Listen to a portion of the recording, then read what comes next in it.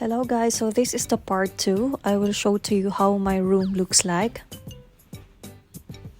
Yan, so meron dito parang small sink, tas very big mirror, tas nasa left yung toilet and tsaka shower. Meron silang mga towels and everything. Wala silang na-i-provide na mga shampoo and conditioner. Meron pala, but very tiny, like those.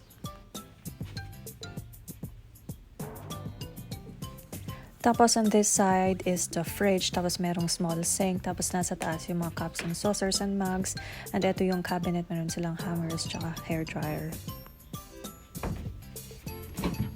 Ito yung fridge, walang laman.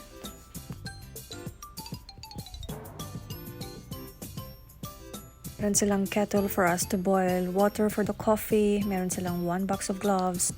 Tapos ayan, may mirror na naman. Nagwi-wave-wave ako. Tapos that's my husband. He's on the other line. And meron din silang telly, the big heater. Tapos merong balcony for the smokers. Tapos meron din ditong parang cute na computer table. Tapos dalawa yung bed ko. 2 double-sized bed for just 1 person. Tapos napakaliit ko pa. So very large yung room. Ayan guys, very spacious yung room. Grabe, sobrang laki. Mag-i-enjoy ako for my staycation dito. Ayan, so that's me. After 2 days of traveling, fresh pa ba? Okay lang. Buhay pa naman. Tapos ito yung view sa balcony. Dito pwedeng mag-smoke for the smokers. So ayan lang guys. Thanks for watching.